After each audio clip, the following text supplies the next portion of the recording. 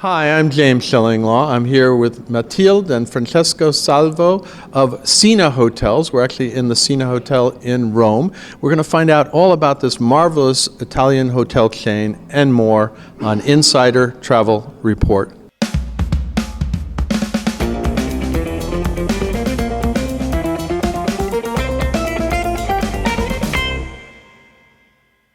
Now, Matilde, your family has been running this hotel chain for quite some time. Talk about the history of Sina. Okay. Yes, my father in 1960 he had a tannery factory, and for a long period, more than 1 century. And at the end, he decided he had his kids didn't want to. I mean, they were young; they were not going ahead with the factory. So he decided to change completely his life. And as he traveled very much all around the world, he thought that tourism was one of the most important business in that. And he was right. And he was right, I think, still today. So he found a partner because he didn't know anything about hotels. And he opened the Grand Hotel Villa Medici in Florence in an 18th century villa that has been transformed into a luxury hotel, 5-star luxury hotel. From there, he thought that people are going from Florence. When they go from Florence, they obviously go to Rome. And so he had to look something in Rome. And the second hotel of the group was a Benini Bristol here in Rome. Which is where we're standing in the lobby, right? Exactly. The main peculiarity that my father was looking for, was a central location and a size which was not too big, so that the clients were called by the name and not by a room number. And Rome, Florence, and then he was looking in Venice, but at that time Venice was very difficult to find something. Right. And so he found a hotel in Milan. Mm-hmm. The 3 big cities, Milan, Rome, and Florence, were at the time the 3 destinations for a tour in Italy. The headquarters and the board of directors he had in Florence were formed by Florentine people. And the Florentine people used to go to spend holidays, summer holidays in Viareggio. Mm-hmm. And so they convinced him to find a hotel in Viareggio. And that's a little Hotel Astor we have overlooking the sea in a beautiful location. Mm-hmm. And a small resort, very nice, very popular. And from Rome, then my father passed away, and my father still bought the Buffani Palace in Perugia. That was really the love of this hotel. He was in love with it. Mm-hmm. It's a jewel in the old part of the hill of Perugia. Very, very traditional, very old, everything, the wood floor, the antiques, all the details are original of the centuries. Mm. After this, from Perugia, then he passed away, and my brother and I, we were his heirs, and we went ahead with his will, and we found not 1, but 2 hotels in Venice now. And then we bought a hotel in Parma. We transformed our family villa in the north of Italy near Turin in a resort, in a relais. Very beautiful, very particular, where we spent our life in the early years, and where we left everything unchanged as it was at the time. Yeah. So how many hotels total do you have? 11. Oh, wow. Yes, and last but not least is in Capri last year. Oh, well, you can't forget Capri. For our 60th anniversary, we made a present to ourselves, and we bought the Flora Hotel in Capri. Yeah. Yeah. Oh, well, great. Now, and when did you decide you wanted to be part of this, to carry on the family tradition?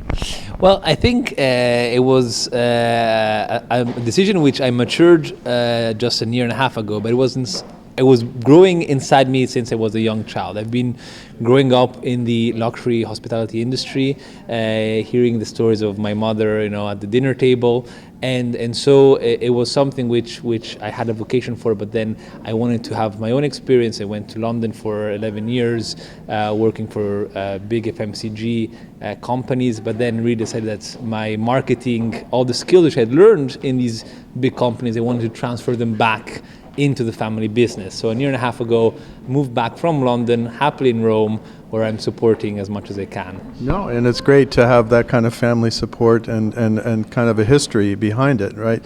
Now, what makes for a Sina hotel, would you say? What's the characteristics of the brand that you like to think of it? Well, I would say that it's much easier to have a company where you do everything the same way in each hotel and you buy just one thing which is the same. But that was not the aim of our family. What we wanted to keep the identity of each hotel in the place where it is located. So if the Villa Medici is 18th century, it has a royal suite which is of that period.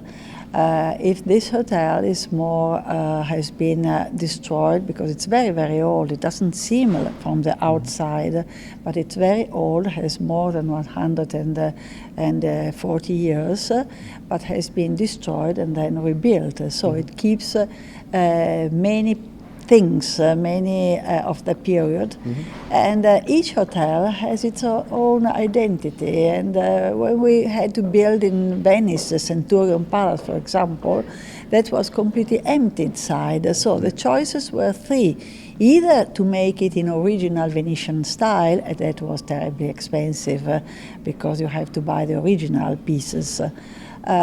Second, to make a copy of the original Venetian, that was horrible because in my family we have always lived in beautiful houses with original pieces. And so the third choice was to make a design hotel, something completely different which didn't exist in Venice. And that was a good choice because the Centurion has been very much appreciated by our clients. And if I may add to the answer on that question, actually, another characteristic which really differentiates the group is the fact that the owners are on the front line of operations every day.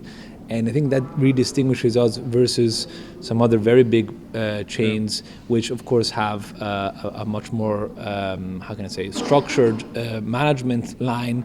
But the touch point with the owners is far away, usually at a board meeting with shareholders. Whereas here, we as a family, and I'm the third generation with also my cousin, and we are on the front line every day, working with staff and working with the team. And I think that's also gives it a personal touch, which most companies don't have. No, and you really need that. But now, talk a little bit about how you're marketing these hotels in the U.S. I know you are part of Autograph Collection. Some of your properties are part of Autograph, right? One of our property at the moment, three properties are part of small luxury hotels. Okay.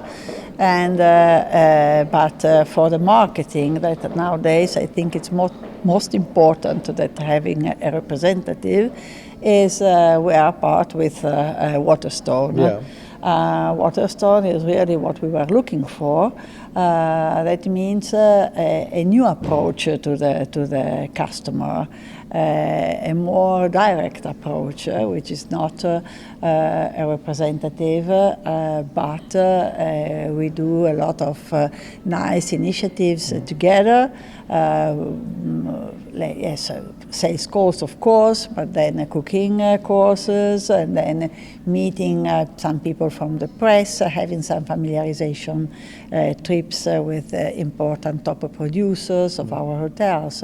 So I think nowadays the direct contact with the people, it's something that leaves an experience to who is coming to our hotels. We are looking very much after the word reputation. We have a guest relation which meets our clients to know if they are happy. And we ourselves, my brother, me, and the two younger generation people, we always have open eyes to look something can be mistaken, of course, like everywhere, but we try to do the best to be always present with the choice of the architecture, with the choice of the details, and with the suggestions of our clients. So where does Sina go from here as you, the next generation? Where would you like to see it? Adhering to what your mother's probably edict is about what you're going to do with it, right? I think it's a big responsibility, first of all, to make sure that the group maintains this intrinsic Italian DNA, which we have. So, of course, consolidating the properties, working on the web reputation, as my mother was mentioning, being an independent chain when clients from all across the world come and say at us, they look, before they book, they look at us, and of course we don't have that big household brand name as international chains, so they look at the web reputation on TripAdvisor and other platforms to ensure that the quality is there, and so we're really striving in that direction. Of course, the social media footprint is important, so we're really growing in that direction, and then who knows, maybe one day we'll expand our boundaries outside of Italy, and who knows, maybe the group will expand in properties around the world. That would be a big ambition, but it's something which is a dream starting from my grandfather, and hopefully we'll be able to fulfill it soon. Yeah. Now, you just had Capri a few years ago. Is there any destination in Italy you'd like to go to? Outside, I would love to. With Italy. Within Italy? Destination today, they must be destination for our kind of clients, so top destinations. I would say maybe Cortina on the mountains, maybe Taormina, or the cities, I don't know, maybe the city is the most important. See, Italy is nice because you have many places that tourists go. We have a nice program, nice package, which is called the Grand Tour, which was a tour that used to be made in the 17th century. And we sell this Grand Tour in the United States very, very well. It's 5 nights in our hotels. And as our destinations are all very much appreciated, we have people who go from one destination to another within our group, our collection. And they stay within the chain, and they stay with us. Yes, great. because from Capri they arrive maybe in Rome, they want to go to Venice for the Biennale, then they go back to the seaside, and they go to Capri and back. And so we are very happy with this. And we try to find always new ideas which can meet the will of our expectations of our clients. That's the most important thing we want to do. And I think I interrupted you. You were going to tell me the destination outside of Italy that you'd like to go to. Outside of Italy, for me, myself, I would like to go to London. Okay. Well, you probably okay with that. You spent some time there, right? Yes. Paris, New York, maybe, or I don't know. Whenever comes now, we have to see a little bit all the situation, the world situation, how it's going ahead. But I mean, maybe one day, never say never, because we never thought, I think 60 years ago, my father would have never thought that in 6 years his family would have gone on with 11 hotels. Well, it sounds like you have a little work ahead of you if he says all of those cities, right? A bit of expectations, yes, but a lot of work. I think a lot of work, but the nice thing is when something is so passionate, it's easy work, right? In the sense that you can put all the hours in the world, but then the gratification that you take out is something immense, and I've never felt anything like this before, and so I'm very confident for the future as well. Well, Matilde, Francesco, thank you for taking the time to tell us all about Sina Hotels, a great Italian hotel chain, maybe somewhere else soon. We'll see what happens. And they're wonderful properties. I've stayed in a couple now and seen them. I have stayed in the Venice property. It's a wonderful property. Good luck with that, and hopefully I'll get a chance to experience some more of the properties in the future. Thank you so much for coming and for meeting you. We had a great pleasure. And we invite you to come back again. Thank you. Thank you very much. Thank you very much, Jamie. Thank you. I'm James Shillinglaw, and this is Insider Travel Report.